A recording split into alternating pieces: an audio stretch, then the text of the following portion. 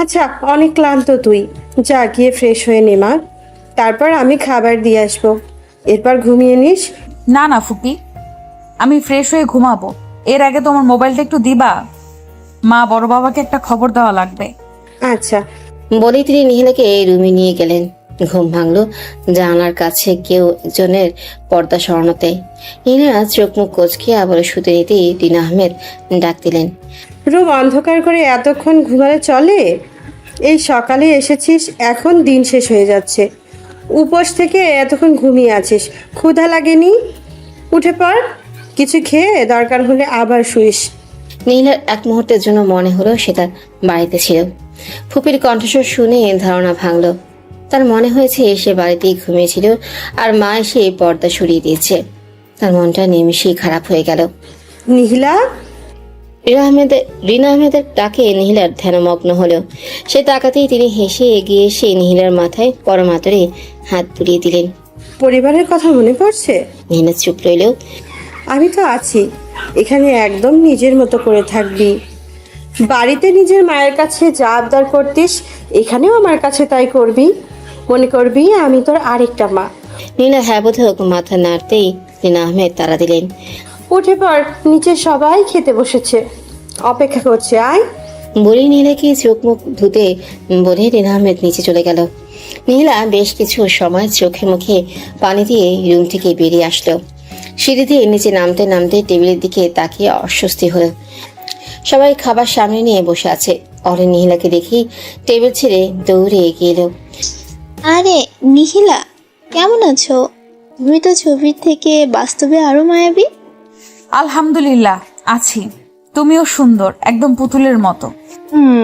এটা তোমার সাথে মানায়। আচ্ছা, তোমাকে একটু জড়িয়ে ধরি।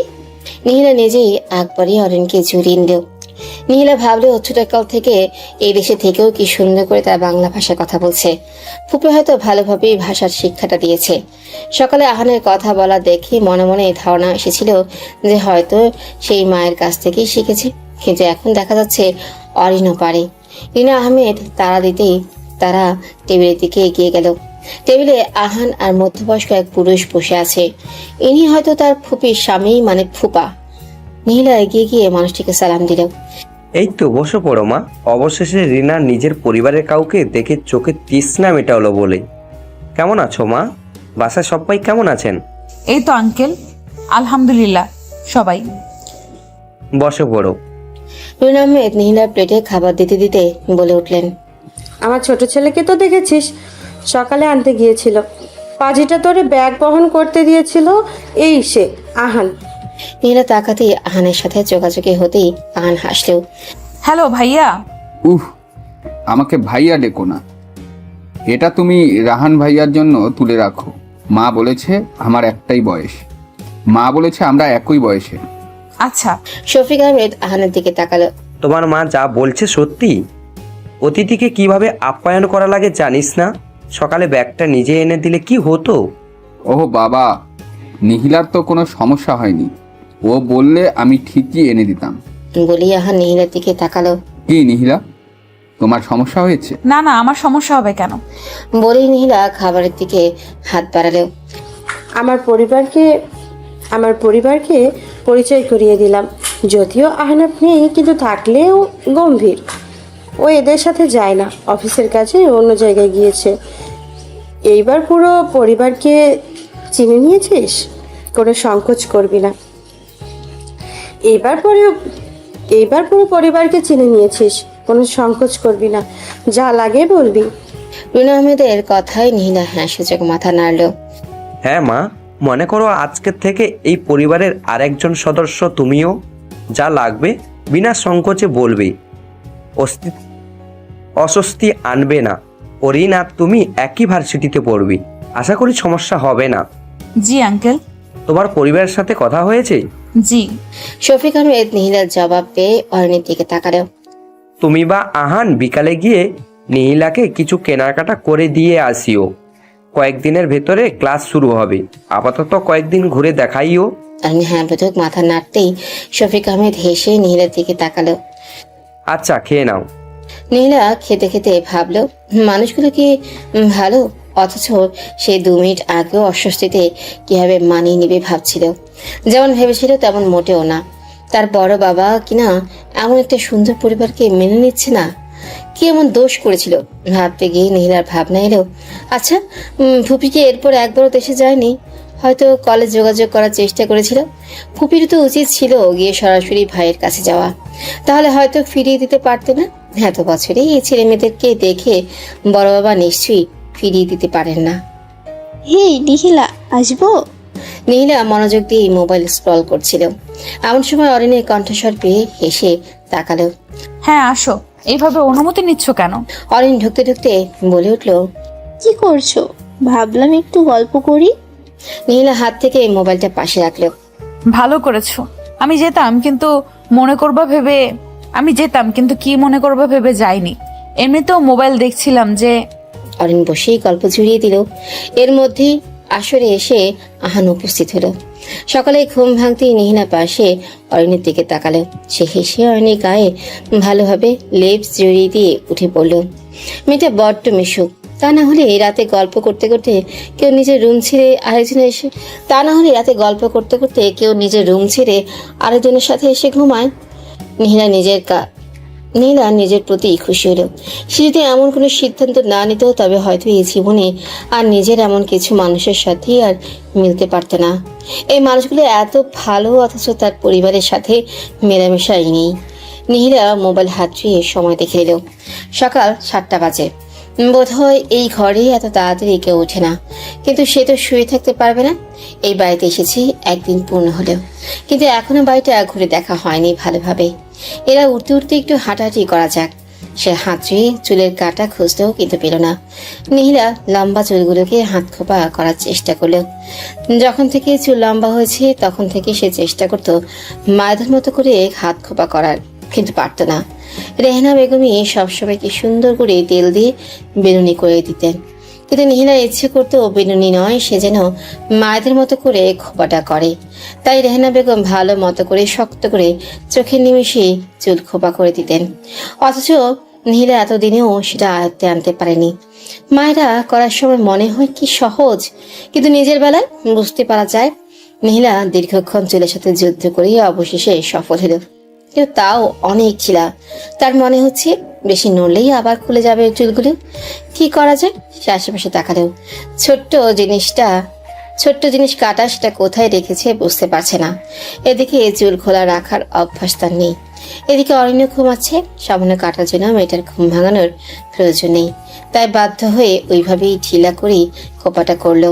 সে উঠে দাঁড়িয়ে ওড়নাটা হাতে নিয়ে রুম থেকে বের হলো। রুম থেকে বের হতেই আশেপাশে অনেক নিস্তব্ধ লাগলো। বোঝাই যাচ্ছে সবাই ঘুম। নীলার ঘাটল না। এই দোতলার মাঝে রুমটা তাকে দেওয়া হয়েছে। তার রুমের ডান পাশে গুলো অরিন, ফুপি, আহানের। বোধহয় তারা সবাই একদিকে, কিন্তু তার ডান পাশের রুমটা ভিন্ন মনে হচ্ছে। এই 4 রুমে মিলিয়ে যার জায়গা ঠিক একই জায়গা ডান পেশেও আছে, কিন্তু রুম হয়তো একটি। নীলার আগ্রহ হলো। সে একটু হাঁটাহাঁটি করে রুম পেরিয়ে সামনে আসতেই কোণার দিকে নজর গেল। ওদিকে খোলা বারান্দার মতো লাগছে। অনেক আলোর রেখা মনে হচ্ছে। বোধহয় বাড়ির ডিজাইন করে খোলা রেখেছে অর্ধেক। সেই বারান্দার সাথে একটা রুম ছিল। নীলা এগিয়ে গেল। সামনে গিয়ে তার চোখ দিয়ে বিস্মিত হলো। এত রুচিবান মানুষও আছে বুঝি। মূলত রুমটার সাথে ব্যালকনির মতো বারান্দাটা লাগোয়া। তবে রুম পেরিয়ে শেষের দিকে এসেও কিছুটা খোলা রেখেছে, যাতে করে রুমের বাইরে থেকেও মানুষ বারান্দাটাতে আসতে পারে। সম্পূর্ণ সবুজে ঘেরা জায়গাটা বিভিন্ন টপে গাছ, ফুল এসব লাগানো হয়েছে। কিছু কিছু গাছ আবার আকারে অনেক বড় হয়েছে। অনেক গাছে নাম না জানা ফুল ধরেছে। দেখলেই মন প্রাণ জুড়িয়ে যায়। এত সবুজের মাঝে একটা ছোট্ট দোলনাও রাখা আছে। এত রুচিবান কে আছে এই ঘরে? এই রুমটা কার? অরিন তো কিছু বলেনি। পর মুহূর্তে নীলা নিজেই নিজের বোকামো দেখে হাসলেও। কার আর হবে? ফুপি নিশ্চয়ই এসব করেছেন। একটা গাছে অনেকগুলো গোলাপ ধরে আছে। নীলার চোখ ছলছল করে উঠল। বিদেশের মাটিতে এমন একটা ঘর সে আশা করেনি। সেও বাড়িতে থাকাকালীন কত গাছ লাগাতো। তার গাছগুলোর কথা মনে পড়ে গেল। গাছের কথা মনে হতেই সাফাত ভাইয়ের কথা মনে পড়ে গেল। নীলা গোলাপ গাছটির দিকে এগিয়ে গেল। পাশেই দোলনাটিতে বসে গাছের ফুলগুলোর দিকে তাকালো। বাইরে দমকা হাওয়া আসার কারণে চুলের খোপা খুলে গেছে। বাইরে দমকা হাওয়া আসার কারণে চুলের খোপা খুলে গেল। সে আর খোপা বাঁধার চেষ্টাই করলো না। আচ্ছা, এই গোলাপ গাছটিতে কি আর গোলাপ ধরেছে? আচ্ছা, সেই গোলাপ গাছটিতে কি আর গোলাপ ধরেছে? রিহি ঠিক মতো যত্ন করছে কিনা কে জানে। সেই গাছটি সাফাত ভাইয়ের স্মৃতি হিসেবে ছিল। নীলা পরক্ষণে ভাবনাটা মাথা থেকে ঝেড়ে ফেলে দিল। আশ্চর্য, এখানে এসেও সেই ওই মানুষটার কথাই কেন ভাবছে? এখানে তো সে পড়তে এসেছে, এসব মনে করতে নয়। কে আপনি? কোনো অজানা পুরুষের এই কণ্ঠস্বর শুনে নীলা ওখানে থমকে গেল। সে পেছন ফিরে তাকানোর সাহসই পেল না। তবু নিজেকে শান্ত করে পেছনে ফিরতে এক লম্বাটে সুদর্শন যুবককে দেখতে পেল। পরনে ট্রাউজার আর গেঞ্জি, তা দেখে সে আরো গুটিয়ে গেল। এই মেয়ে, আমি বলছি কে আপনি? বোবা নাকি? একটু চেঁচিয়ে রাহান কথাটি বলে উঠল। রিনা আহমেদ সবে রুম থেকে বেরিয়ে সিঁড়ির কাছে গিয়েছিল। মাঝে ওই দিক থেকে রাহানের কণ্ঠস্বর পেয়ে ছুটে গেল। গিয়ে বুঝতে পারলো নীলার উপরেই চেঁচিয়েছিল। রাহান বাবা, এটা তোরে বলেছিলাম না দেশ থেকে নিহিলা এসেছিল, তোর মেজো মামার মেয়ে নিহিলা। বলেই তিনি নীলার দিকে তাকালেন। কারোর কোনো ঘরে অনুমতি না নিয়ে ঢোকা অভদ্রতা, তার উপর সেই জায়গায় গিয়ে বসা, সেটা বোধহয় শেখানোর বয়স পেরিয়েছে। এবার নীলা মাথা তুলে তাকালো। সামান্য বারান্দায় এসেছে তাই বলে এত কথা মানার মতো নয়। আর তার উপর অতিথি। কোনো অতিথির সাথে এইভাবে কথা বলা অভদ্রতা, সেটাও বোধহয় শেখানোর বয়স তোমার অনেক আগেই বেরিয়ে গিয়েছে। আর এ বারান্দাটা। নীলা আরো কিছু বলতে নেবে রিনা আহমেদ নীলাকে নিয়ে যেতে লাগলেন। অতিথি এমন অভদ্র হয় না। এমনিতে দেখতে ছোট, কিন্তু মুখে কথার বুলি ফুটছে বড়দের মতো। বড়জনের সাথে কিভাবে কথা বলতে হয় সেটাও শিখলে না। নিজেকে সংশোধন করো। আপনাকে বড় কে বলবে? শুধু গায়ে বড় হলে হয় না, মাথার ঘিলেও থাকা লাগে। থাম, তোরা কি করছিস? আমি একজন মুরব্বী দাঁড়িয়ে আছি, তোরা আমাকে দেখেই চোখেই দেখছিস না? প্রথম পরিচয় হলে কই একটু ভালোভাবে কথা বলবি, তা না? আদরের ভাইজিকে সংশোধন করো, বেয়াদব মেয়ে। বলি রাহান ভেতরে চলে গেল। নীলা রিনা আহমেদের দিকে তাকাতেই তিনি তার হাত ধরে অনুনয় সুরে পড়ে উঠলেন। রাগ করিস না মা, আমার এই ছেলেটা হয়েছে ভিন্ন, এমনই যা বলবে উপরে সব বলে দেবে, কিন্তু মনটা ভালো। ওকে আমি আচ্ছা মতো বকে দিব। রাগ করিস না মা।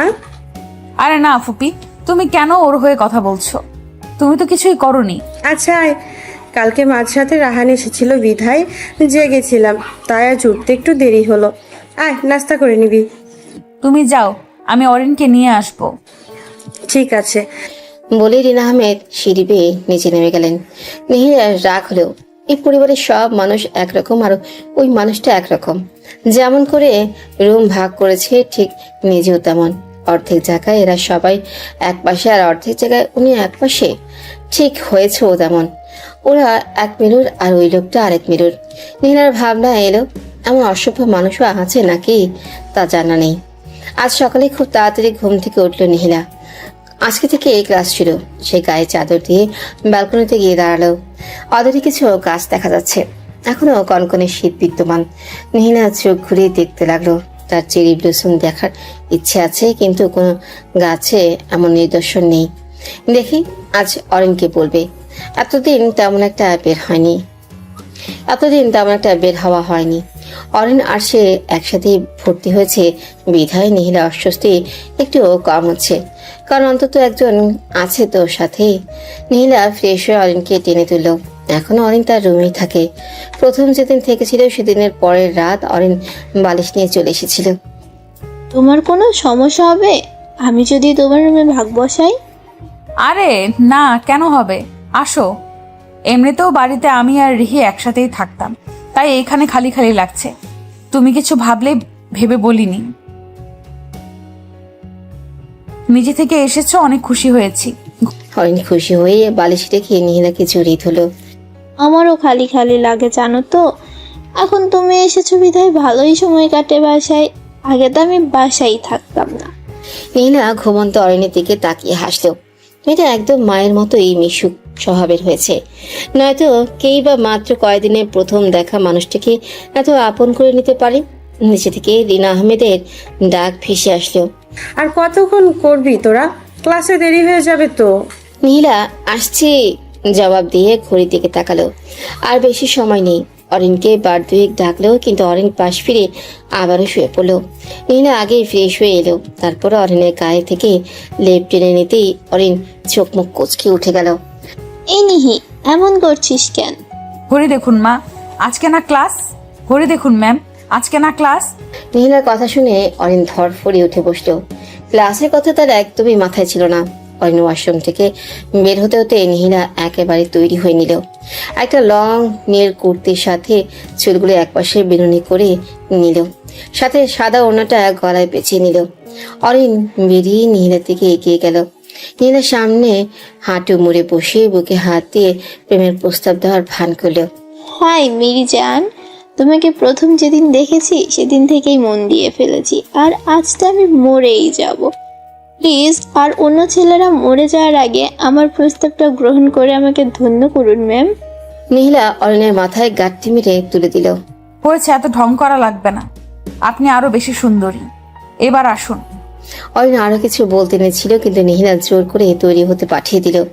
দেখলি, মেয়েগুলোকে সেই কখন থেকে ডেকে আসছি, এখন আসার নামগন্ধ নেই। মা, আরেকবার ডাক দাও, আমার দেরি হচ্ছে। দাঁড়া বাবা, যাচ্ছি। এতক্ষণ লাগে মেয়েগুলোর আসতে? নিশ্চয়ই অরিন পরে পরে ঘুমাচ্ছে। আর এই মেয়েটাও হয়েছে না ঘুম কাতুরে। বলতে বলতে তিনি সিঁড়ি দিয়ে উঠতে নিতেই নীলা অরিন চলে আসলো। মার্শাল্লাহ, কি সুন্দর লাগছে আমার দুই পুতুলকে। রিনা আহমেদ এগিয়ে এলেন নীলা অরিনের দিকে। মা দেখো না, ওকে আমিও সেটা বলছি, ও আরো আমাকে নিয়ে মজা করছে। রিনা আহমেদ নীলার গালে পরমাত্রে হাত রেখে অরিনের উদ্দেশ্যে বলা শুরু করলো। জানিস, আমার ভাইজানের চেহারাও অনেক সুন্দর ছিল। সুদর্শন মানুষের কাতারে ভাইজান পড়বেই। নিহিও বাবার মতোই চেহারা পেয়েছে। আমি তো সবসময় হিংসা করে বলতাম, ছেলে হয়ে চেহারা এত সুন্দর হওয়ার কি দরকার। সবসময় সে আর আমি ঝগড়ায় মেতে থাকতাম। যাক, অন্তত চেহারাটা ভাইয়ের পেয়ে ভালো হয়েছে। ভাইজানের অস্তিত্ব মনে পড়ে অনেক। বলতে বলতে তিনি শাড়ির আঁচল দিয়ে চোখ মুছে নিলেন। ফুপির কথায় নীলারও বাবাকে মনে পড়ে গেল। বাবাকে জিনিস সেটা বুঝার পর আর অনুভব করতে পারেনি। যদিও আমার সে অনুভবটা হতে দেয়নি, কিন্তু বাবা তো বাবাই। বাবার স্থান কি আর কেউ নিতে পারে? নীলার মন খারাপ হয়ে গেল। চোখে পানি টলমল করছে। মনে হচ্ছে চোখের পলক ফেললেই পানিগুলো ঝর্ণার রূপ নেবে। মা, আমি বেরোবো। এই, তোরা তাড়াতাড়ি নাস্তা করে নে। রাহান অফিসে যাওয়ার সময় নামিয়ে দেবে তোদের। বলেই তিনি তাড়াহুড়া করে ফিরে টেবিলের দিকে এগিয়ে গেলেন। ঘরের প্রতিটা সদস্য বুঝতে পারলো তিনি নিজের মন খারাপকে লুকানোর বৃথা চেষ্টা চালিয়ে যাচ্ছেন। নীলা খাবারের প্লেট নিয়ে নাড়াচাড়া করতে লাগলো। তারা আজ আর খাওয়ার ইচ্ছে নেই, কিন্তু পাশে সবাই আছে বিধায় বাধ্য হয়ে খাবার নিয়েছে। অরিন, দ্রুত কর। রাহানের বলা কথা শুনে অরিন ভাইয়ের দিকে তাকালো। সে বুঝতে পারলো না এমন কেন বললো তার ভাই। সে তো ঠিকই খাচ্ছে। পাশে নীলার দিকে তাকাতেই বুঝতে পারলো। এই নিহি, তাড়াতাড়ি খেয়ে নে। আমার খাওয়া শেষ, তুই শেষ কর। শেষ মানে? কিছুই তো খেলি না। রুনা আহমেদ রেগে বলে উঠলেন। ও ফুপি, এটা নিয়ে চিন্তা করো না তো। বলে সে অরিনের দিকে তাকাতেই অরিনও উঠে পড়লো। রাহান লক্ষ্য করলো নীলাকে। সে বসা থেকে উঠে আগে আগে বেরিয়ে যেতে যেতে অরিনের উদ্দেশ্যে ডাক দিল। আমি যাচ্ছি। দাঁড়া না ভাইয়া, আমরা আসবো তো। বোনের কথা শুনে রাহান ফিরে তাকালো। তোরা কি হাঁটতে পারিস না? কোলে করে নেওয়া লাগবে। পারি তো। মিনমিনিয়ে মাথা নিচু করে জবাব দিল। রাহান বেরিয়ে যেতে অরিন আর নীলা রিনা আহমেদের কাছ থেকে বিদায় নিয়ে বেরিয়ে পড়লো। গাড়িতে বসেও নীলার মন খারাপ ছিল। সে জানালার ধারে মুখ বের করে দিল। আহ, জাপানের বাতাস কি স্নিগ্ধ লাগছে। চেরি ব্লসমের দেশ, অথচ এই কয়েকদিন সে বেরই হলো না। নিহিলা, ঠান্ডা লাগবে, মাথা ঢুকিয়ে ফেল। অরিন, চেরি ব্লসম চোখে পড়ছে না যে? নীলার কথা শুনে অরিন হাসল।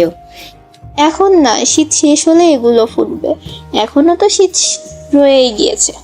নীলা আর জবাব দিল না। সে জানালার কাছে মাথা হেলান দিয়ে বাড়ির দিকে দৃষ্টি দিল। তার জীবনটা এমন কেন? যদি বাবা থাকতো তবে হয়তো আজকে পরিস্থিতিটা সম্পূর্ণ অন্যরকম হতো। সবার বাবা ডাক শুনলেও তার বুকের ভেতর কোথাও যেন চিনচিনে ব্যথা অনুভব হয়। নীলার মন খারাপ সেটা বুঝতে পেরে অরিন একের পর এক কথা বলে নীলাকে হাসানোর চেষ্টা করলো। নীলাও চুপচাপ সায় জানাচ্ছে। তো দাঁড়াতে কেন বলছিস অরিন? রাহানের এমন ধমক শুনে অরিন চুপ হয়ে গেল। সে তো ভুলেই গিয়েছিল গাড়িটা তার ভাই চালাচ্ছে। নীলা গাড়ির সামনে আয়না দিয়ে ড্রাইভিং সিটে বসা রাহানের দিকে বার দুয়েক তাকালো। দেখে মনে হচ্ছে ভারী বিরক্ত। বোনের জন্য তো বিরক্ত হবে না স্বাভাবিক, তাহলে কি কোনোভাবে নীলার উপস্থিতিতে বিরক্ত বোধ হচ্ছে লোকটার? নীলা ভাবলো হতেই পারে। আচ্ছা, লোকটাকে ছোটবেলা থেকে এমন সবসময় এমন গুমট ভাব নিয়ে কেন থাকে? নিজেও তো পরিবারের সাথে হাসি খুশি থাকতে পারে। ভার্সিটির গেটে নীলাকে দাঁড়িয়ে থাকতে দেখে অরিন পিছু ফিরে আবারও নীলার দিকে এগিয়ে এলো। এতদিন পরে তার স্বপ্ন পূরণ হলো। তার এখনো বিশ্বাসই হচ্ছে না যে সেই তার স্বপ্নের দেশে পড়তে এসেছে, চেরি ব্লসমের দেশে। সে বিড়বিড় করে ভার্সিটির নামটি উচ্চারণ করলো। তার মনে হচ্ছে এসব নিছকই স্বপ্ন। অরিন পিছু ফিরে নীলাকে ভার্সিটির সাইনবোর্ডের দিকে তাকিয়ে বিড়বিড় করতে দেখে হেসে এগিয়ে আসলো। হাতে জোরে চিমটি পাওয়ায় নীলা ব্যথায় চোখ মুখ কুচকে চেঁচিয়ে উঠল। তার চিৎকার শুনে আশেপাশে কয়েকজন স্টুডেন্ট তার থেকে অদ্ভুত চোখে ফিরে তাকালো। নীলা চোখ করে আশেপাশে পরিস্থিতি দেখে অরিনকে বিড়বিড়িয়ে গালি দিল। অরিন নীলার এমন রাগী চাহনি দেখে হেসে দিল। তুই স্বপ্ন ভেবে তাকিয়েছিলি, তাই আমি চিমটি দিয়ে বুঝাইতে চাইলাম যে এটা স্বপ্ন নয়, বাট দুঃখিত, চিমটিটা জোরেই পড়ে গিয়েছে রে। নীলা আশেপাশে তাকিয়ে অরিনকে রাগে দৃষ্টি নিক্ষেপ করলো, যার অর্থ তোরে আমি পরে দেখে নেব। অরিন হেসে এগিয়ে গেল। নীলার একদিকে খুশি লাগলেও অন্যদিকে ভেতরে ভেতরে অনেক পরিমাণ অস্বস্তি এসে ভর করছে। এত এত অচেনা, তার উপর ভিন দেশের মানুষের সাথে সে কি মানিয়ে নিতে পারবে? পরবর্তীতে অরিনের কথা মনে পড়তে একটু স্বস্তি বোধ হলো, কিন্তু অরিনের তো অভ্যাস আছে। নীলা কি আদৌ মিশতে পারবেই? কারো ধাক্কায় সম্বিত ফিরে পেতেই পাশে তাকাতেই দেখলো অরিন জিজ্ঞাসু দৃষ্টিতে তাকিয়ে আছে। কি রে, কি এত ভাবছিস? আজকে এত ভাবনায় পড়ছিস কেন? কিছু না, চল। বলি নীলা পা বাড়ালো। অরিন নীলার সাথে হাঁটতে হাঁটতে উদ্দেশ্য করে বলল, অস্বস্তি হচ্ছে? আর তাছাড়া সকাল থেকেই মন খারাপ। সমস্যা নেই, এখানে আমার বন্ধুরা সবাই আছে, সবাই একই ভার্সিটিতে ভর্তি হয়েছি, তুইও মিশে যাবি, দেখিস। আর অরিন আছে না, ডর কিসের? শেষের কথাটা শুনে নীলা হেসে অরিনের দিকে তাকাতেই সেও হেসে দিল। ক্লাসে ঢুকতেই নীলা আশেপাশে তাকালো। অরিন এগিয়ে নীলাকে উদ্দেশ্য করে বলল, ওরা সবাই ক্যান্টিনে আছে, চল। কারা? আমার ফ্রেন্ডরা, চল। ক্যান্টিনে যেতে অরিন সবার সাথে কুশলাতে বিনিময় করে নীলার দিকে তাকালো। অরিন বলার আগেই তাদের দৃষ্টি অরিনের সাথে থাকা মেয়েটার দিকে। রনও এগিয়ে এলো। নীলা হ্যাঁ বোধক মাথা নাড়তেই অরিন এগিয়ে এলো। কি ব্যাপার রণ, খুব তাড়াতাড়ি চিনে নিলি যে? অরিনের কথা শুনে রণ মাথা ঝুলকে হাসার চেষ্টা করলো। তা দেখে অরিন সহ বাকি দুইজনও হেসে দিল। অরিন মিথালাকে উদ্দেশ্য করে একে একে রণ লিনি রিকের সাথে পরিচয় করে দিল। এরা সবাই এদেশেরই, সবাই অরিনের মতোই ফর্সা। আর হবে নাই বা কেন, এদেশের বলে কথা। আর কিছুক্ষণ আড্ডা দিয়ে ক্লাসে গিয়ে ক্লাস শেষ করলো। আড্ডা বলতে মূলত নীলা চুপচাপি ছিল, কিন্তু অন্যরা আড্ডা দিয়েছে। এরা খুব তাড়াতাড়ি নীলার সাথে মিশে গেল। আসার আগে যতটুকু অস্বস্তি ছিল তা যেন নিমিষেই এরা কাটিয়ে দিয়েছে। আশার বাইরেও পেয়ে গেছে নীলা। সব মিলিয়ে দিনটা আশার বাইরেই ভালো কেটেছে। ভিন দেশের প্রতি থাকা ধারণাটা পাল্টে গেল। এরা খুব তাড়াতাড়ি মানুষকে আপন করে নেয়। যাক, অস্বস্তি একেবারের জন্য মিলিয়ে গেল। বিকেলে অরিন নীলাকে নিয়ে বের হওয়ার জন্য তৈরি হতে গেল। এই প্রথম বোধ হয় এভাবে বের হওয়া হবে। সবসময় মতো অরিন শর্ট জামাই পরলো আর নীলা লং কুর্তি আর বিনুনি। নীলা অরিনের দিকে একবার তাকালো। অরিন আয়না দেখে চুলগুলো আর একটু আছড়িয়ে নিচ্ছিল। কি দেখছি সমন করে? এসব জামানা পড়লে হয় না অরিন। অরিন নীলা থেকে ফিরে তাকালো। এইসব এখানকার স্বাভাবিক ব্যাপার, তুই প্রথম আসছিস তাই অদ্ভুত লাগছে। সেটা না, তুই চাইলে নিজেকে নিজে সংশোধন করে নিতে পারবি।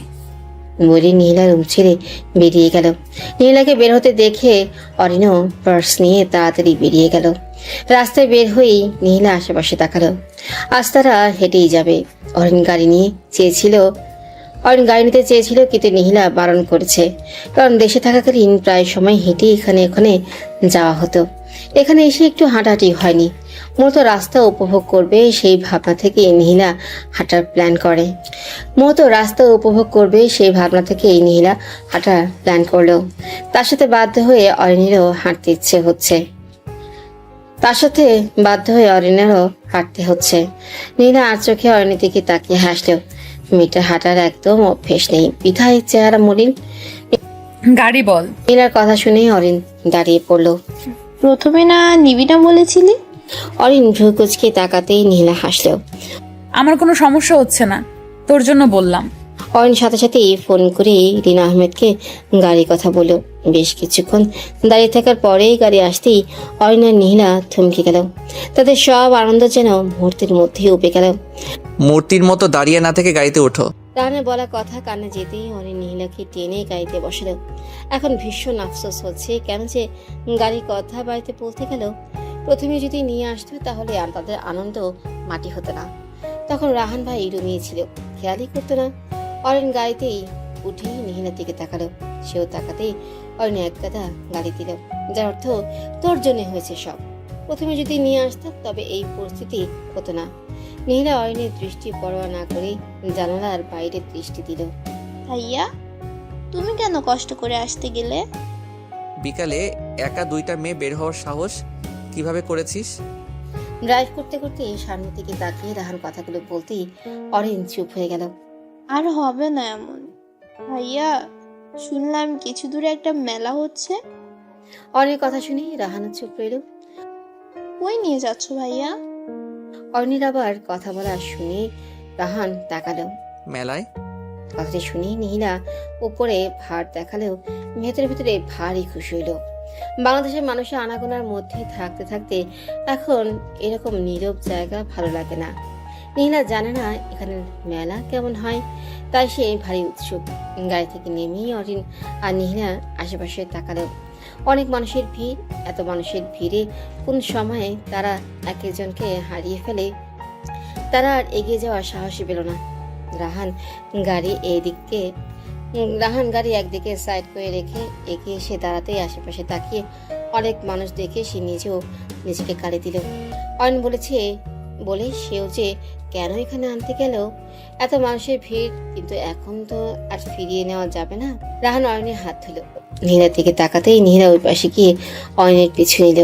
কিছু সময় যেতেই একদল লোকের ভিড়ে নীলা অরিনের হাত ছুটে পেছনে পড়ে গেল। রাহান এগিয়ে এসে সামনের দিকে তাকাতেই তার অপর হাতটা নীলার দিকে বাড়িয়ে দিল। হাত ধরো। লাগবে না। রাহান এগিয়ে এসে সামনের দিকে তাকিয়ে তার অপর হাতটা নীলার দিকে বাড়িয়ে দিল। বলে আশেপাশে তাকিয়ে রাহানের হাতে শার্টের কাপড়টা চিমটি দিয়ে ধরল। তা দেখে রাহানের ঠোঁটের কিনারায় হালকা প্রসারিত হলেও অরিন ভাইয়ের দিকে তাকাতেই থমকে গেল। শেষমেশ তার ভাই? না, সেটা কি ভাবছে? দায় পড়ে তো নীলাকে হাত ধরতে বলেছে। না হয় এত মানুষের ভিড়ে এসে হারিয়ে যাবে তো। অরিন আরেকবার তাকালো। রাহান নীলার হাত ধরেনি, তবে নীলা তার হাতের কাপড়ে কিছু অংশ ধরে আছে। তা দেখে অরিনের মুখভঙ্গি পাল্টে গেল। যদি তার প্রথমের ভাবনা অনুসারে এমন কিছু হয় তবে তার আপত্তি নেই, মন্দ হয় না। সাফাতের মন আজ বেশ ফুরফুরে। প্রায় কয়েকদিন পরে বাড়ি ফিরতে পারছি বলে কথা। যদিও মাত্র কয়েকদিন, কিন্তু তার মনে হচ্ছে কত সহস্র দিন সে বাড়ির বাহিরে।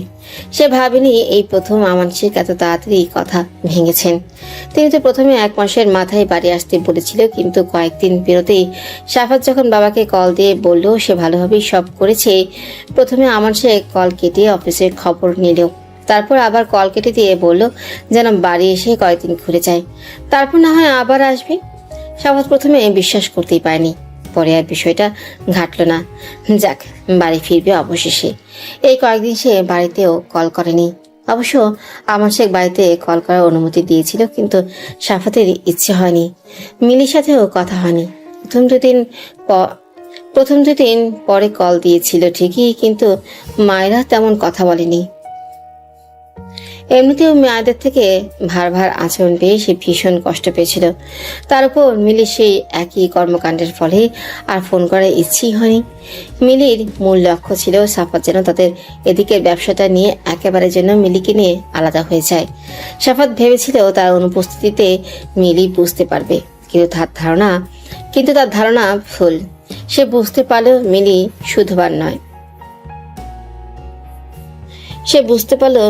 শুধরাবার নয়। গাড়িতে উঠেই তার মন খুশি খুশি লাগছে। কেন লাগছে সে জানে না, কিন্তু তার মনে হচ্ছে যেন অনেক দিনের চোখে তৃষ্ণা সে আজ মেটাতে পারবে। তার এমন উৎফুল্লতা সে বুঝতে পারল তখনই যখন গাড়িটি চট্টগ্রামে একটি বাড়ির কাছাকাছি এলো। প্রতিবার আসার সময় এই বেলি ফুলের দোকানটার থেকে একটা করে বেলি ফুলের মালা নিয়ে যেত, আর সেই দোকানের নার্সারি থেকে সবসময় যে কোনো একটা ফুলের চারা নিত। আশ্চর্যজনকভাবে এইবারও সেই গাড়িটি সেই দোকানের সামনেই থামালো। গাড়ি থেকে নেমে দোকানের সামনে দোকানদারটি সাফাতকে চিনে নিল। চিনবেই বা না কেন? প্রতিবার যে নিয়ম করে এই দোকানটি থেকেই সব নিত। বাবু আসেন, এইবার অনেক দিন পর এলেন যে? সাফাতের অবচেতন মন জিজ্ঞেস করলো, কতদিন পরে? এই ধরেন 1 মাস মতো হচ্ছে। প্রতিবার তো প্রতি সপ্তাহে আসতেন। বলে তিনি পেছনের দোকানের এক কর্মচারী ছেলের উদ্দেশ্যে হাঁকছালেন। এই জসিম বাবুর জন্য একটি বেলি ফুলের মালা আর গোলাপ সুন্দর করে মুড়িয়ে দে। বলে তিনি সাফাতের দিকে ফিরে চাইল। বাবু আজ কোন গাছটা নেবেন? সাফাত কি বুঝে না করলো না। সে হাতের ইশারায় সাদা গোলাপটা দেখালো। এটা দাও। ঠিক আছে। আপামনি ভালো আছেন? আর গতবার গোলাপ নিয়েছিলেন, ওইটাতে গোলাপ ধরেছে? বলতে বলতে তিনি গাছটি নিলেন। সাফাতের মনে আসলেও প্রতিবার ওরা ব্যালকনিতে গল্প করার সময় নিহিলা মন খারাপ করে দেখাতো। দেখেন তো সাফাত ভাই, এখনো গোলাপ আসছে না। এইটাকে ধরে আরেকটাতে ধরছে না, একটাতে ধরেছে আরেকটাতে ধরছে না। সাফাত হাসতো, হেসে সান্ত্বনা দিত। ধরবে? সাফাতের এই একটা সান্ত্বনাতেই নিহিলা ভরসা খুঁজে পেত। তার উৎফুল্লতা দেখে মনে হতো যে সাফাত বলেছে আর ফুল ধরে গেছে। সাফাত গভীর থেকে একটা শ্বাস নিল। এইবারও মনে পড়ছে ভীষণ করে, কিন্তু এসব কেন নিয়ে যাচ্ছে সে জানে না। এখন তো এসব আর মানায় না, কিন্তু সাফাত এসবের ধারই ধারছে না। তার অবচেতন মন বারবার মনে করিয়ে দিয়েছে নিহিলার কথা। নিহিলার সকালে ঘুম থেকে উঠে বসতেই ড্রেসিং টেবিলের দিকে চোখ গেল। সে উঠে আয়নার সামনে এগিয়ে গেল।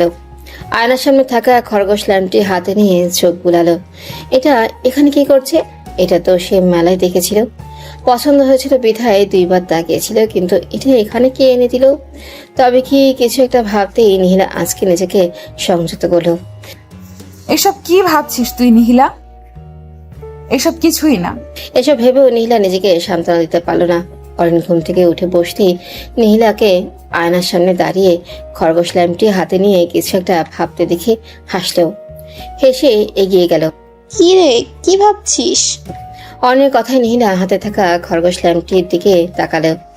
এটা নিহিলার প্রশ্নবোধক চাহনি দেখে অরিন কিছু একটা মনে পড়ার ভঙ্গিমা করে বলে উঠল, ও এটা এটা কালকে রাত্রে ভাইয়া এনে দিয়েছিল। বলি অরিন মাথা চুলকে বলল, কিন্তু এটার দিকে তো আমি তাকাইনি। তবে ভাইয়া কেন এনে দিল বুঝলাম। নিহিলা অরিনের দিকে ফিরে তাকালো। কেন? কিছু বলেনি? নীলার কথা শুনে অরিন হাত দিয়ে মাছি তাড়ানোর ভঙ্গিমা করে বলে উঠল, বলে নাকি সব চুপচাপ নীরবের মধ্যে করবে। কালকে এটা এনে আমার হাতে দিয়েছিল। আমি জিজ্ঞেস করেছিলাম যে এটা কেন। জবাবে ভাইয়া বলল কাজে লাগবে, রাখ। বলেই রুমে চলে গেল। উনি আবার গিয়েছে? আবার মানে? না, মেলাটা তো অনেক দূরে। আমরা তো পরশু গিয়েছিলাম। এখনো আছে? হ্যাঁ, মেলাটা 7 দিনের মতো থাকে। বলে অরিনি হেসে ওয়াশরুমের উদ্দেশ্যে পা বাড়ালো। নীলা ভাবনায় পড়ে গেল। তার মানে এটা সেদিনের রাহান ভাই খেয়াল করেছিল। ভাবতে নীলা সেদিনের দৃশ্যপটটা ভেসে উঠল। সেদিন মেলায় ঢুকতেই একটা দোকানে নীলা থেমে গেল। মূলত এই খরগোশ ল্যাম্পটাই চোখে পড়েছিল। বিধা একটু দেখছিল, কিন্তু সেটা কাউকে বলা হয়নি, কারণ তার হাতে সেরকম টাকা ছিল না। আর তাছাড়া কারো কাছ থেকে খুঁজে জিনিস নেওয়াটাও বেমানান। তার দাঁড়িয়ে থাকা দেখে রাহানও দাঁড়িয়েছিল, কিন্তু রাহান তাকাতেই নীলা আবারও হাঁটা শুরু করে। পরবর্তীতে রাহান যে সেই জিনিসটাই খেয়াল করেছে সেটা নীলা ঘুণাক্ষরও ভাবেনি। নীলা ভাবনা থেকে বেরিয়ে এলো, খরগোশ ল্যাম্পটা জ্বালিয়ে সেটা থেকে দৃষ্টিপাত করে হাসলো। মানুষটা উপরে যেমন দেখায় তেমনটা নয়, আংশিক হয়তো। এই নিহিলা, কি বলছিস বিড়বিড় করে? অয়ন ওয়াশরুম থেকে এসে মাথায় টোকা দিতেই নীলা ভাবনা থেকে বেরিয়ে এলো। সে ধরা পড়ে যাওয়ার ভঙ্গিমায় খরগোশ ল্যাম্পটা পেছনে ফিরে আগের জায়গায় আবারও সাজিয়ে রাখতে রাখতে বলল, কিছু না। আচ্ছা, আমার তো ভাবনা এটা আসেনি যে মেলায় তুই সহ গিয়েছিলি, কোনোভাবে তোর এটা পছন্দ হয়েছিল। কই, আমি তো এটা খেয়ালই করিনি। তবে রাহান ভাইয়া কি তোর পছন্দ হয়েছে বলে এটা এনে দিয়েছে? আমার পছন্দ না হলে বা ভাইয়ের পছন্দ না হলে এরকম তো কোনোদিন করেনি। নীলা ল্যাম্পের দিকে তাকালো। আসলে কি সে তাকিয়েছিল বলেই এনে দিয়েছে? আজব মানুষ তো, এমন অদ্ভুত মানুষ সে আগে দেখেনি। তিনি উপরে যতটা দেখায় ততটা না। তবে এটা ভেবে ভালো লাগলো যে উপরে যেমনটা দেখায় তেমনটা পুরোপুরি না। মানুষটা ততটাও খারাপ না। যে সাফাত বাড়ি ঢুকে সবার সাথে কুশলাদি বিনিময় করে আশেপাশে তাকালো। নীলা কি এখনো তার উপর রেগে আছে? হয়তো, তাই তো এতক্ষণ রুম থেকে বের হয়নি। সাফাত রুমে যাওয়ার আগে নীলা রুমের দিকে তাকালো। দরজা বন্ধ। আচ্ছা, মেয়েটা দরজা বন্ধ করে বসে আছে কেন?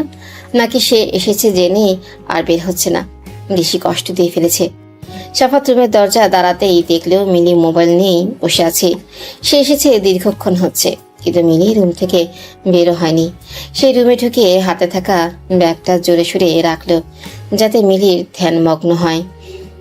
মিলি খেয়াল করেছে সে মোবাইল থেকে দৃষ্টি সরিয়ে একবার সাফাতের দিকে তাকিয়ে আবারও নিজের কাজে ব্যস্ত হয়ে পড়ল। তা দেখে সাফাত মলিন হাসলো। স্বামী বাসায় আসলে নিজের কাজ থামানো উচিত। স্বামীরও উচিত বইয়ের সব দায়িত্ব পালন করা। কি করছো তুমি? একটা অধিকার চেয়েছি, সেটাও তো পূরণ করতে পারছো না। কেমন স্বামী তুমি?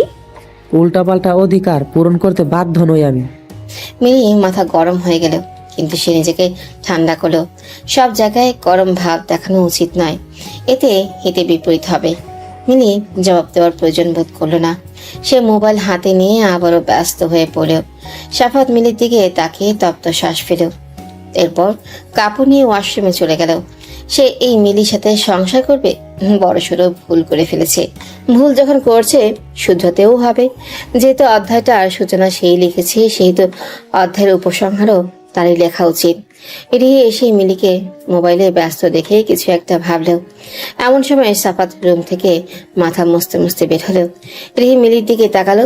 মিলির স্বামী এতদিন পরে বাইরে থেকে এসেছে, কই একটু যত্ন করবে তা না, সে মোবাইল নিয়ে বসে আছে।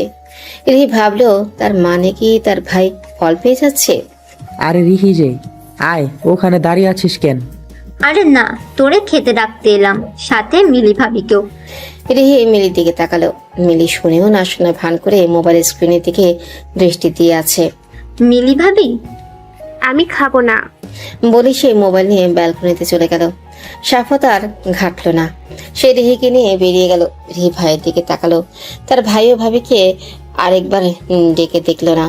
তার মানে কি এদের মধ্যে শুরুতেই ঝামেলা? রিহি মনে মনে নিজেকে গালি দিল। এমন কিছু না হোক, সবাই সুখে থাকুক। সাফাত খেতে বসেও নীলাকে দেখলো না। খাওয়া শেষে সে উপরে উঠে নীলার ঘরের সামনে পায়চারি করতে লাগলো। বেলি ফুলটা এখনো তার পকেটে রয়ে গেছে। গাড়িতে অনেকক্ষণ নিজের সাথে যুদ্ধ করে ভেবেছে নিজের মনকে শুধরানোর চেষ্টা করবে। মিলিকেই বেলি ফুলের মালাটা দিয়ে খুশি রাখার চেষ্টা করবে, কিন্তু মিলির কর্মকাণ্ডে তার মন আগেরটাতেই স্থির হয়ে গিয়েছে।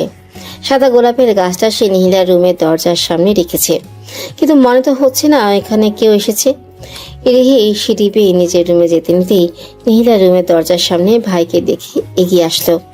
দরজার সামনে গাছ দেখে এসে কিছু একটা আন্দাজ করলো। ভাইয়া তুই? সাফাত বোন থেকে ফিরে তাকালো। গাছটা তুই এনেছিস? হ্যাঁ, নিহি পছন্দ করতো তাই আনলাম। এই কিছু একটা আন্দাজ করতে পেরে শক্ত হয়ে গেল। কেন এনেছিস? সাফাত মাথা নিচু করে ফেলল। তুই এখন বিবাহিত, সেটা মাথায় রাখ ভাইয়া, মিলি ভাবির সাথেই থাকবি। আমি বড় সড়ো ভুল করে ফেলেছি রে বোন, মানুষ চিনতে পারিনি, আমার চোখে পর্দা পড়ে গিয়েছিল রে। ভাইয়ের এমন কথায় রিহি কেঁপে উঠল। তার মায়া লাগলো ভাইটা যেন, যেমনই হোক নিজের ভাই তো। এই মানুষটার কণ্ঠস্বর এতই অসহায় শোনাচ্ছে কেন? মানুষটার এমন অসহায় কণ্ঠস্বর সে মেনে নিতে পারছে না, কিন্তু এখন আর কোনো পথ খোলা নেই। ভেতরে ভেতরে খারাপ লাগলো, সে নিজেকে যথাসম্ভব শক্ত করলো। কিছু করার নেই ভাইয়া, ভুল করেছিস, এখন সেটা নিয়েই ভালোভাবে থাকবি। ভুল আমি করেছি, তাই এটা শেষ আমিই করে দিব। কি শেষ করবি? বলে রিহি ভ্রু কুচকে তাকাতে সাফাত মাথা নিচু করে ফেললো।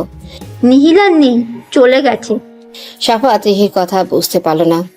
নেই মানে? নেই মানে নেই, সে জাপানে ফুপির কাছে চলে গেছে। সাফাত হাসলো। তুই তুই মজা করছিস তাই না? তোর সাথে আমার মজা করার সম্পর্ক আগে থাকলেও এখন নেই ভাই। রিহি শান্ত স্বরে বলা কথাটাই সাফাতকে ভেতর থেকে নাড়িয়ে দিল। সাফাত স্তব্ধ হয়ে দাঁড়িয়ে রইল। তাকে সেভাবেই রেখে রিহি চলে গেল। সাফাতের চোখে ভাসছে নিহিলার উচ্চস্বরে হাসির মুখ। মেয়েটাকে সে এত গভীর থেকে ভেঙে গুড়িয়ে দিয়ে দিয়েছে যে মেয়েটা এত দূরে চলে গেল। পরিবার ছেড়ে যেতে কিভাবে পারলো? সাফাত পরাক্ষণে নিজের উপরই হাসত। যাবেই বা না কেন? নিজের জন্য থাকবে। এখান থেকে নিজের অতীতের তিক্ত স্মৃতি মনে করে সে তো এগিয়ে যেতে পারবে না। একটা পাষাণ মানুষ এসে তার জীবনে একটা বিশ্রী অতীত দিয়ে দিয়েছে, আর সে সেই পাষাণ মানুষটাকে ক্ষমা করে এখানেই থেকে যাবে? সাফাত মলিন হাসলেও সে ফুলের গাছটার দিকে তাকালো। এক পা এগিয়ে ফুলের গাছটা হাতে নিয়ে নিহিলা রুমের দিকে পা বাড়ালো। দরজা খুলতেই চারপাশে তাকালো। সাফাত রুমের আলো জ্বালালো না, ওইভাবেই এগিয়ে গেল। রুমের চারদিকে থেকে যেন নিহিলার হাসির ঝংকার শোনা যাচ্ছে, যেন হেসে হেসে বলছে। শেষ পর্যন্ত ফিরে আসলেন তো সাফাত ভাই? বলতে বলতেই কেটে দিল। কেটেই বলা শুরু করলো। আমাকে এমন একটা অতীত কেন দিলেন? আমি ভালো থাকতে পারছি না। সাফাত ব্যালকনির দিকে এগিয়ে গেল। আশ্চর্য, তোর এমন কেন লাগছে? সে সোজা ব্যালকনিতে চলে গেল। ব্যালকনিতে এগিয়েই দেখলো তার সব গাছগুলো সারি সারি লাগানো আছে। নিশ্চয়ই নিহিলা রিহিকে দায়িত্ব দিয়ে গিয়েছে গাছগুলোর। এখন সব গাছেই কম বেশি একটা ফুল আছেই। যে গাছটাতে ফুল ধরেনি বলে মন খারাপ করেছিল নিহিলা, সে গাছটিতে একসাথে 3টি ফুল আছে। সাফাত একটু এগিয়ে গাছটির ফুলগুলোতে ছোঁয়া লাগিয়ে দিল। আজ নিহিলা থাকলে নিশ্চয়ই খুশি হতো ভীষণ, কি জানি। সাফাত তার হাতে থাকা গাছটা সহ বাকি গাছগুলোর সাথে রাখলো। আকাশে আজ চাঁদ উঠেছে বিশাল বড়। থালার মতো চারটা সব আলো যেন নিহিলার ব্যালকনিটাতে এসে পড়েছে। নিহিলা থাকলে নিশ্চিত এই দোলনাটাতে বসে রাতটা উপভোগ করত। পাশে নিজের রুমের ব্যালকনিতে চোখ যেতেই দেখতে পেলেও মিলি ফোনে কথা বলছে। ওই পাশে ফেরা ছিল, আর এই ব্যালকনিতে কোনো আলো জ্বালায়নি বলেই মিলি খেয়াল করতে পারেনি। সাফাত তাকিয়ে রইল, মিলি কার সাথে কথা বলছে? তার তো পরিবারের সাথে যোগাযোগ নেই। সে এই মিলি আর বিয়ের আগের মিলির সাথে মেলাতে পারছে না। সাফাত এক দীর্ঘ মলিন শ্বাস ফেলল। আলো আধারে সাফাতকে দেখা যাচ্ছে না। সাফাত মিলির ব্যাপারটা আর ঘাটার চেষ্টা করলো না। ইচ্ছে করলো না গিয়ে মিলির ফোনটা দেখার। সে এগিয়ে নিহিলার দোলনাটাতে বসলো। আজ আর রুমে যেতে ইচ্ছে করছে না, রাতটা এভাবেই কাটিয়ে দিবে। পশলার বৃষ্টি স্নাত প্রকৃতিকে সাজিয়ে তুলেছে তার আপন রূপে। প্রাণ ফিরে পেয়েছে মৃতপায় পাতাহীন গাছের ডালগুলো। কোমল বাতাস এবং সুন্দর ফুলের সাথে উষ্ণ আবহাওয়ার প্রকৃতির শান্ত স্নিগ্ধ অপ্রতিম মুগ্ধতার গন্ধে বলে দিচ্ছে দরজায় কড়া নাড়ছে বসন্ত। দেখতে দেখতে কেটে গেল অনেকগুলো দিন। এখন কারোর জন্য থেমে থাকে না, সময় কারোর জন্য থেমে থাকে না। যেভাবেই হোক চলবেই। নিহিলা বেশ মানিয়ে নিয়েছে। সপ্তাহ ধরে রোদের বেশ আমেজ। এরকম নিয়মিত রোদ, ঝকঝকে নীল আকাশ নিহিলা আসা পর্যন্ত আর দেখেনি। তার সঙ্গে এমন এক আওলা বাতাস বইছে, কিন্তু সে হাওয়ায় এরকম মিষ্টির স্বাদ। দেহে শীত অনুভব হলেও এক ভালো লাগার আবেশ ছুঁয়ে দেয়। নিহিলা ব্যালকনি থেকে এসবই পর্যবেক্ষণ করছিল। বেশ কিছুক্ষণ থেকে শীত অনুভব হতেই ব্যালকনি ত্যাগ করলো। নিহিলা নীলা নিজের রুমে বসে মোবাইল স্ক্রল করছিল। এমন সময় হুট করে অরিন হাতেই 2টা জামা নিয়ে ঢুকলো। তা দেখে নীলা ভ্রু কুচকাল। তুই তো বের হোসনি, তবে হাতে শপিং ব্যাগ কেন? অরিন শপিং ব্যাগ দুটো নিয়ে উৎফুল্ল ওই খাটে বসলো। রাহান ভাইয়া এনেছে। রাহান ভাইয়া এভাবেই হুটহাট আনে, অথচ মুখ ফুটে কিছুই বলে না। আচ্ছা। বলে নীলা আবারও মোবাইল স্ক্রিনে চোখ দিল। এই গম্ভীর ছেলেটাকে নিয়ে সে আপাতত আর ভাববে না।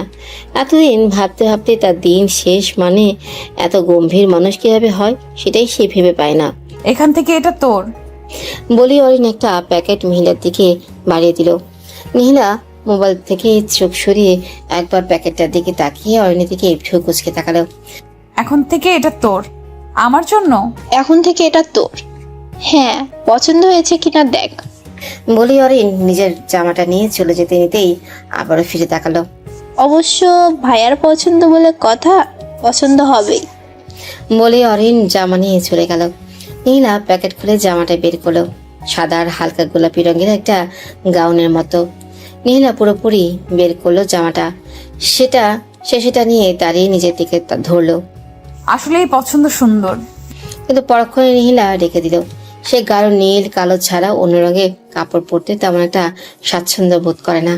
কিন্তু এই রংটা যদিও হালকা, কিন্তু না পরতে আর ইচ্ছে হয় না। বলছি না ভাইয়া মানুষের সাথে মানাবে তেমন কাপড়ই আনবে। বলে অরিন নিজের দিকে তাকালো। দেখ তো আমাকে কেমন লাগছে। নীলা জামাটা রেখে অরিনের দিকে এগিয়ে আসলো। অরিনটা সাদা আর হালকা লালের। মাশাআল্লাহ, কি সুন্দর লাগছে তোকে। বলে অরিন নিজের জামাটা আরেকটু ঘুরিয়ে ফিরিয়ে দেখলো। এগুলো কেন এনেছেন? কি জানি, এনেছে, খুশি হয়েছি অনেক। বলে অরিন মাকে দেখাতে চলে গেল। নীলা ভাবনায় পড়ে গেল। হুটহাট মানুষটা এমন কর্মকাণ্ড করে, আবার পরক্ষণেই নিজের বোকামতে গালি দিল।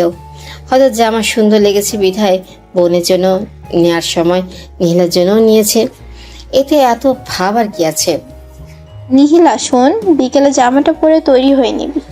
অরিন দ্রুত পদে রুমে এসে নীলার উদ্দেশ্যে কথাগুলো বলে উঠল। কেন? রাহান ভাইয়া কোথাও নিয়ে যাবে। রাহান ভাই? নীলা ভাবনায় চলে গেল। এই একটা মানুষকে সে ঠিক চিনে উঠতে পারে না। এমন গম্ভীর মানুষের সাথেও দেখা করা যায় নাকি? আমি যাব না। কেন? তোর যে গম্ভীর ভাই একটু বেশি কথা বললেও ধমক দেয়। একটা মানুষের সাথে যাওয়া মানে জেনে শুনে কুমিরের লেজে পা দেওয়া। এমন মানুষের সাথে যাওয়া মানে জেনে শুনে কুমিরের লেজে পা দেওয়া। আনন্দটাই মাটি। তুই কি আমার ভাইয়াকে অপমান করছিস? অরিন ভ্রু কুচকে তাকাতেই নীলা এগিয়ে আসলো। তুই নিজেই তো জানিস আনন্দ মাটি হবে, সেটার কথা বললাম। না ঠিক, কিন্তু এইবার বাবা মা সহ যাচ্ছে, সুন্দরভাবেই কাটাতে পারবো। বলি সে নীলার দিকে তাকালো। আমার ভাই কিন্তু অতটাও খারাপ না তুই যেমনটা মনে করছিস। মাঝে মাঝে আমরা অতিরিক্ত খুশি হয়ে লাফালে ডাক দেয় না। কই যাবি তো? জানি না এখনো। বিকেলে সবাই তৈরি হয়ে নিল। নীলা রাহানের দেওয়া কাপড় হাতে নিয়ে দাঁড়িয়ে আছে। এই রংটা তার একসময় পছন্দ ছিল, কিন্তু এখন আর পরতে ইচ্ছে করে না। কিন্তু কেউ একজন খুশি হয়ে উপহার হিসেবে এনেছেন, না পরলে কেমন দেখায় তা ভাবতে গিয়েই পরক্ষণে জবাব মিলল। নীলার এসবে কারোর ধ্যান থাকবে না।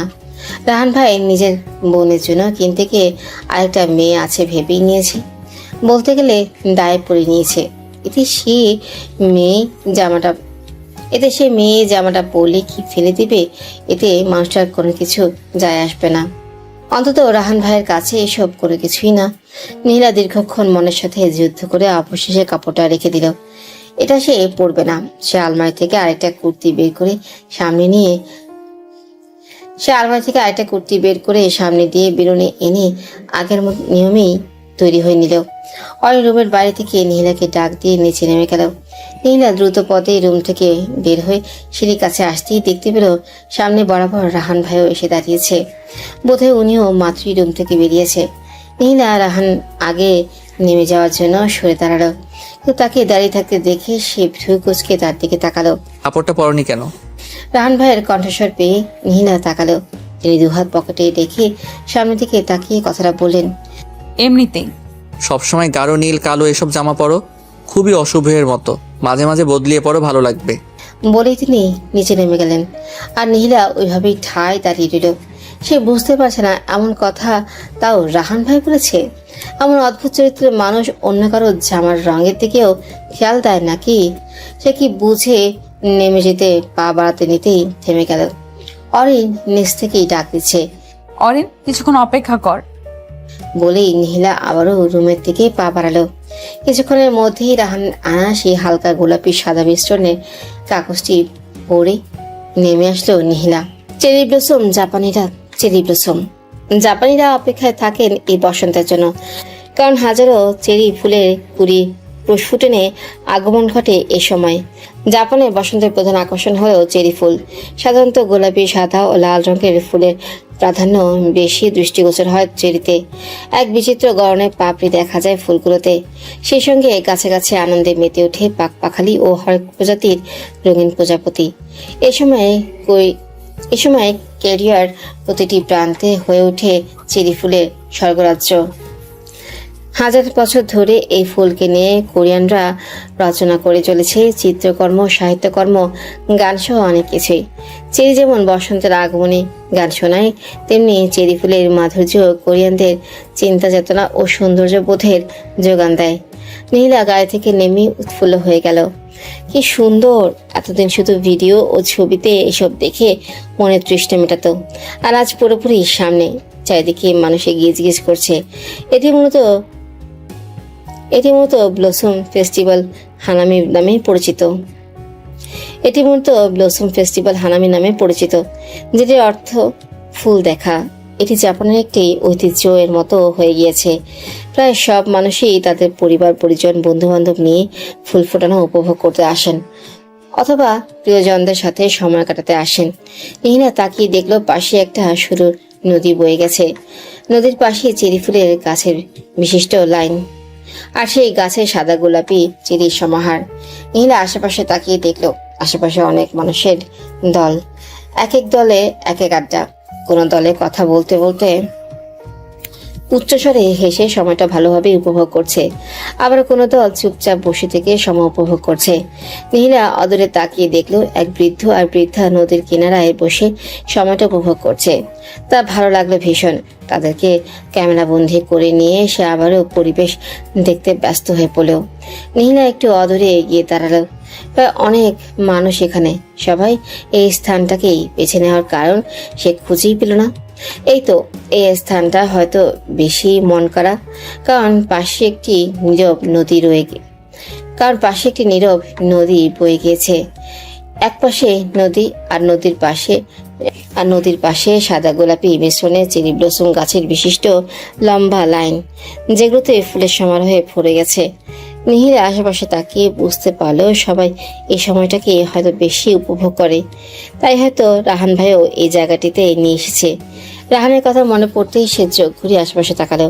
প্রতিটা জায়গায় গোল টেবিল ঘিরে মানুষ বসে আছে। নীলা সামনে তাকাতে নিতেই দেখলো তার একটু দূরেই রাহান পকেটে হাত গুটিয়ে নদীর দিকে তাকিয়ে আছে। নীলা আর ঘাটলো না, সে এগিয়ে গিয়ে অরিন আর আহানের সাথে বসলো। অরিন আর আহান তাদের বাবা মায়ের ছবি তুলে দিচ্ছে। আহান এক এক অঙ্গভঙ্গি শিখিয়ে দিচ্ছে, আর রিনা আহমেদ লজ্জায় গুটিয়ে যাচ্ছে। আরে মা, এই ভঙ্গিমা করো। বলি আহান নীলার কাঁধের উপর হাত দিয়ে দেখিয়ে দিল। তোদের এমন ভঙ্গিমা আমি পারবো না। আরে মা, একটু আধুনিক হও, দেখছো না বাবা কত আধুনিক হয়ে যাচ্ছে। বলি আহান বাবাকে চোখ মারল। ছেলের কথায় শফিক আহমেদ ভাব নেয়ার ভঙ্গিমা করে দাঁড়ালো। তা দেখে দূরে থাকা নীলা হেসে দিল। তুমিও এদেরকে আশকারা দিচ্ছ? স্ত্রীর কথায় শফিক আহমেদ আরেকটু ভাব নেওয়ার ভঙ্গিমা করে দাঁড়ালেন। ওরা সত্যিটাই তো বলেছে। বলি তিনি বুকের উপর দুহাত রাখলেন। দেখছো না তোমার স্বামী দিন দিন কত সুন্দর হচ্ছে? তোমার তো গর্ব করা উচিত, তা না করে তুমি ছেলে মেয়েদের ধমকাচ্ছ। এটা কিন্তু ঠিক না রিনা। স্বামীর কথায় রিনা আহমেদ তোয়াক্কা না করে আহানের দিকে রাগের চোখে তাকালো। একটু হেসেছি বলে মাথায় উঠে যাবি? এত নির্লজ্জ কবে হলি? মা, ভাইয়ার এভাবে অভ্যাস আছে, আর তুমি এত ছোট বিষয়ে এত গুটিয়ে যাচ্ছ। বলতে বলতে অরণ্যের দিকে ভ্রু কুচকে তাকালেন রিনা আহমেদ। অভ্যাস আছে মানে? অরণ্যের দিকে আহান রক্তচক্ষু নিয়ে তাকাতে অরণ্য থেমে গেল। আচ্ছা আচ্ছা, অনেক বকেছো, চলো আমরা একটু পরিবারের ছবি নেই। বলে আহান মা বাবার পাশে গিয়ে দাঁড়ালো। রাহানকে ডাক। অরিন গিয়ে ভাইকে বলে আবারও ফিরে আসলো। ভাই কোনোদিনও ছবি তুলবে? এমনিও অনেক বছর পরে নিজে থেকে এসেছে, এই অনেক। এর চেয়ে বেশি আশা করলে হিতে বিপরীত হবে। রিনা আহমেদ অরিনকে চুপ করিয়ে ডাক দিতেই রাহান আসলো। তোমরা তুলো, আমি ছবি তুলে দেই। না, তুই সহ আয়। বলতেই রাহান এগিয়ে গেল। রাহান গিয়ে দাঁড়াতেই নিহিলাকে অদূরে দাঁড়িয়ে থাকতে দেখলো। নিহিলা, তুমিও আসো। রাহানের বলা কথা শুনে সবার নিহিলার কথা খেয়াল হলো। আর হ্যাঁ, নীলাও আসো। বলে রিনা আহমেদ ডাক দিতেই অরিন টেনে নিয়ে আসলো। আমার তুলতে ইচ্ছে করছে না, তোমরা তুলো। এমন বললে তো চলবে না। বলিয়া আহান নিহিলাকে টেনে দাঁড় করিয়ে দিল। ছবি তোলার শেষে আহানের ফোন আসায় সে ফোন নিয়ে একটু দূরে সরে গেল। নিহিলা সবার মুখের দিকে তাকালো। এমন হাসি খুশি পরিবার কারো নজর না লাগুক কোনো। নিহিলা একটু দূরে সরে নদীর পাশে এগিয়ে গেল। সে খেয়াল করলো তার জামাটার সাথে এই জায়গাটার বেশ মিল, মানে চেরি ব্লসম ফুলগুলো সাদা গোলাপি মিশ্রণে আর তার জামাটাও সাদা গোলাপি মিশ্রণে। মনে কিছু একটু ভাবনা আসতেই নিহিলা অদূরে দাঁড়িয়ে থাকা রাহানের দিকে তাকালো। এটাও কি কাকতালীয়? অদূরে অরিনা আর তার বাবা একসঙ্গে উৎফুল্ল হয়ে দাঁড়িয়ে আছে। অরিনা আর শফিক আহমেদ একসাথে দাঁড়ালো। রিনা আহমেদ ছবি তুলে দিচ্ছেন। পৃথিবীতে এর চেয়ে সুন্দর মুহূর্ত বোধ হয় আর নেই। কিন্তু সে নিজেও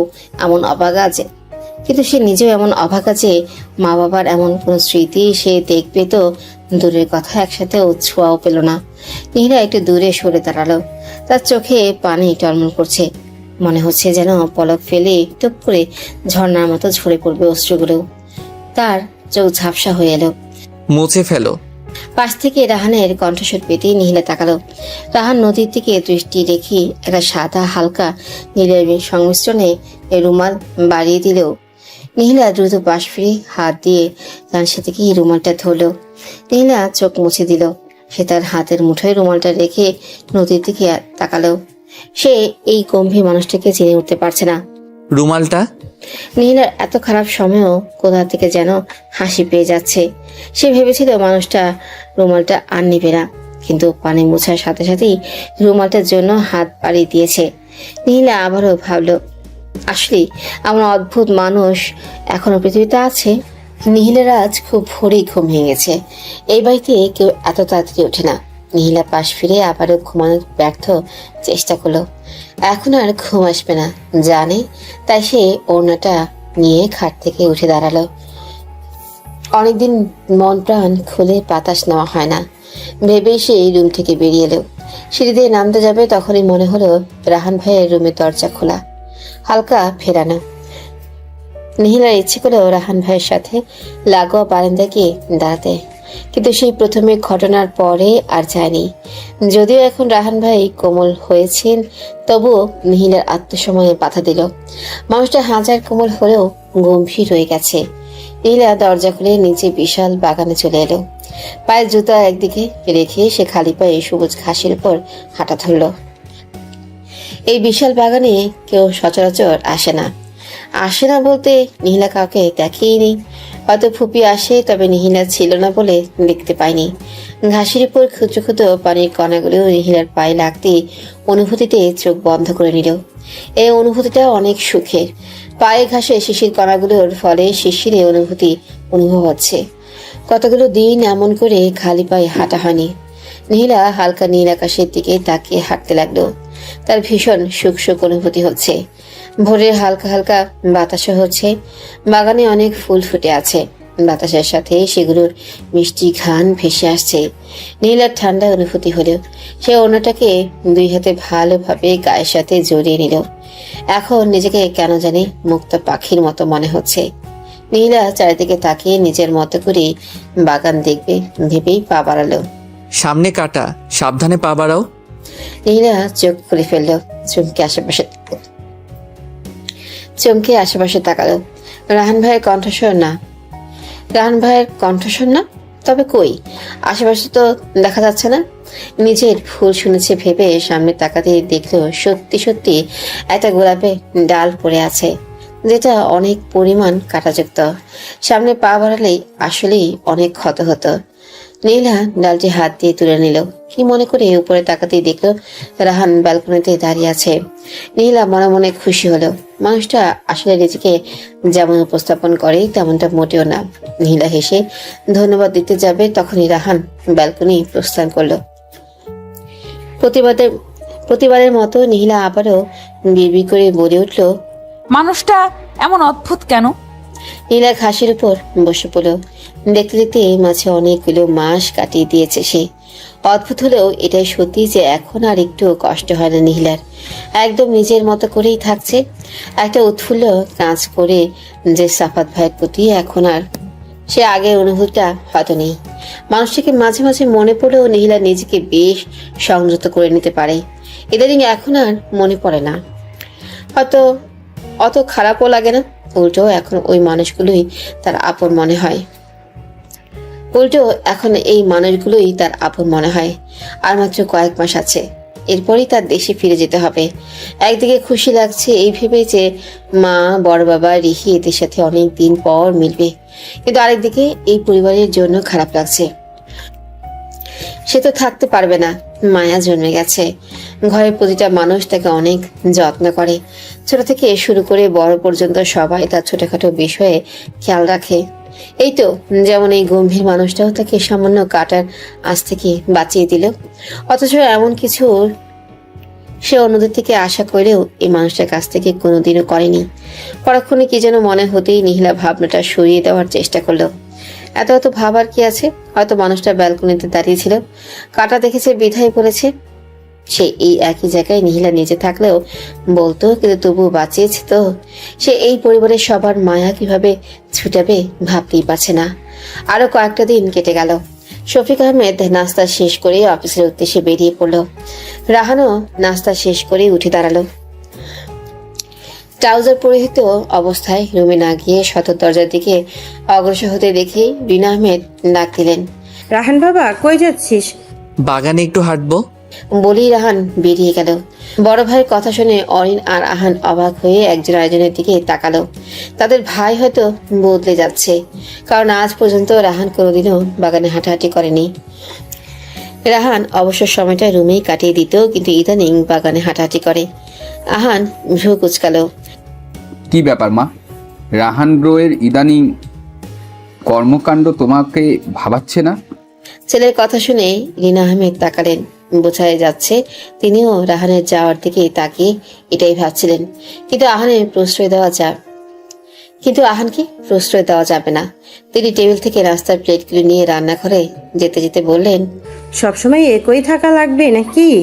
সামনে বিয়েও দেওয়া লাগবে, তখনও কি এমন থাকতে পারবে নাকি? মায়ের কথা শুনে আহান অরিন নিহিলার দিকে তাকিয়ে হাসলো। নিহিলা নিজের মতো করেই নাস্তা খাচ্ছে। মনে হচ্ছে এই মুহূর্তে খাবার ছাড়া বাইরে আর কোনো জিনিসের প্রতি তার আগ্রহ নেই। অরিন আহান দুজনেই খুশি হলো। তাই ভাই অন্তত একটু হলেও নিজের রুম ছেড়ে বের হতে শুরু করেছে। তার এই বদলে যাওয়া মানে গম্ভীর খলস ছেড়ে আস্তে আস্তে বের হওয়া। কিছুক্ষণ পরেই রাহানকে ফিরে আসতে দেখে ওরা গল্প বন্ধ করলো।